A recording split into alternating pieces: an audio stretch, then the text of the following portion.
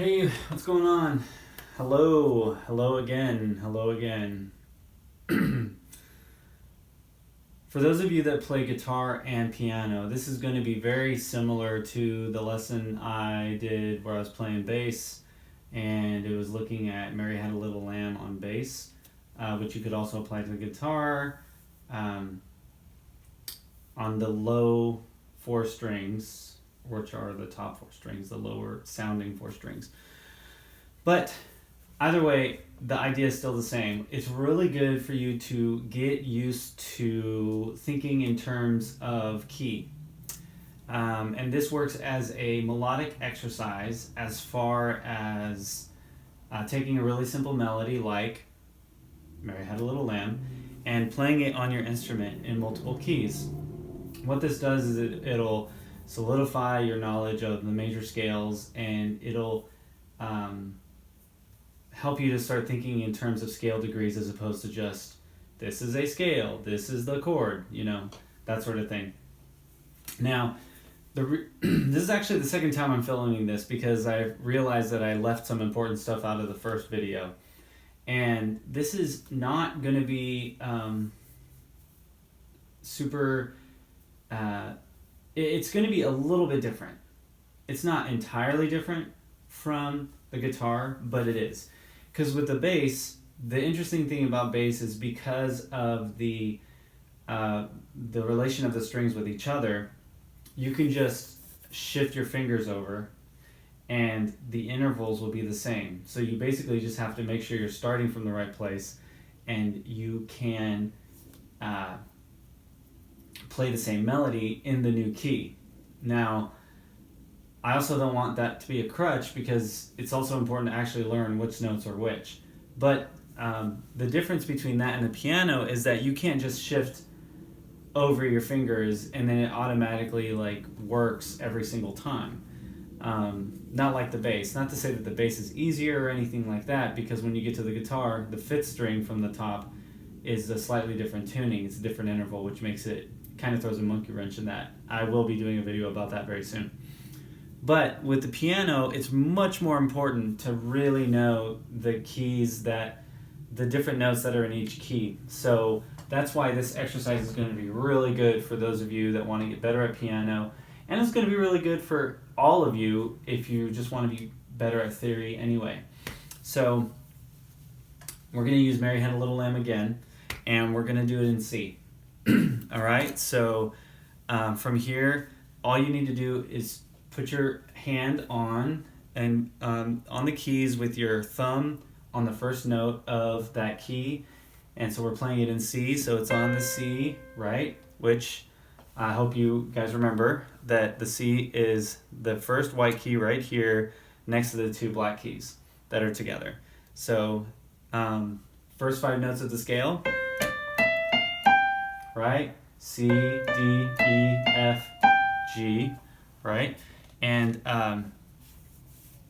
Mary Had a Little Lamb starts on the third, which is the middle finger. 3, 2, 1. 5, up to the 5.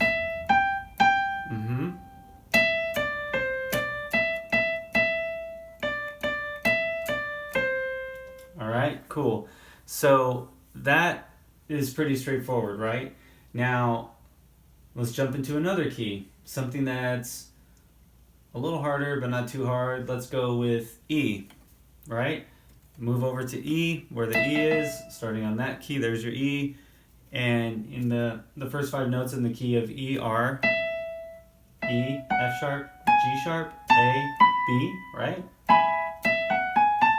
Right? And so again, same patterns, thinking in scale degrees. 3, 3, 2, 1, 2, 3, 3, 3. I sang it wrong.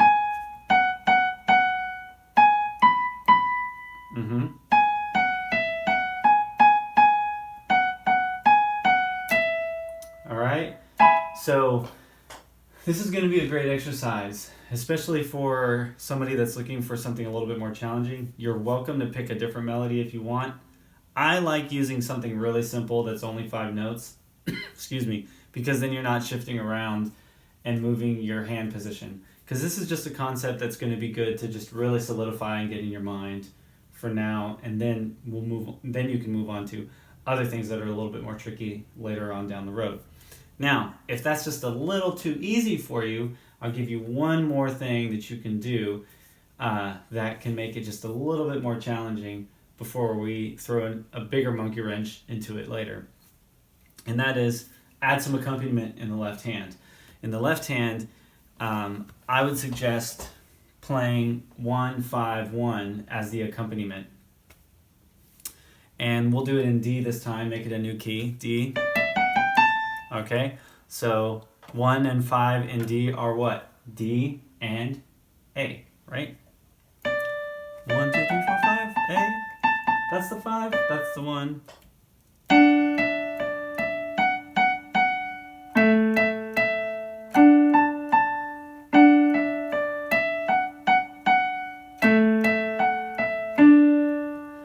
You can even make it octaves if you want to make it a little bit more challenging and a little more interesting sounding.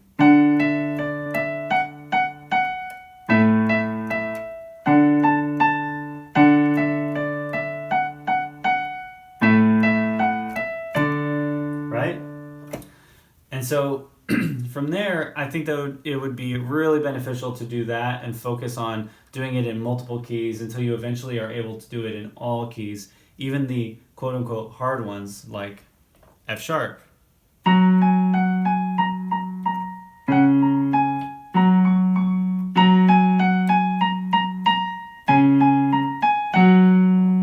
Now I know that it looks easy because it's all black keys. All the black keys are in the key of F sharp for this particular melody, but what's really important is that you know what you're playing and why you're playing it. Don't just do it and play it by ear. It's really important that you actually know that you're playing the right notes and how they fit in the key, rather than only playing by ear. Now, don't get me wrong, playing by ear is important. That's really good for you to be able to do, but it's not necessarily a really good crutch if you're actually trying to learn the theory and be able to understand how this all works.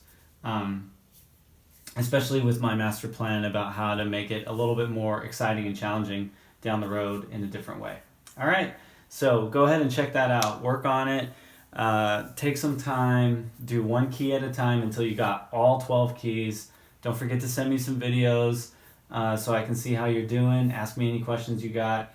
And just make sure you put some time in. And don't feel like you need to go fast. Be consistent with the tempo, even if it's really, really slow. To make sure that you really internalize it and really know what it is, what the notes are, and what they're supposed to be, rather than just playing by ear and just kind of guessing. All right? Good luck. I'll see you in the practice room.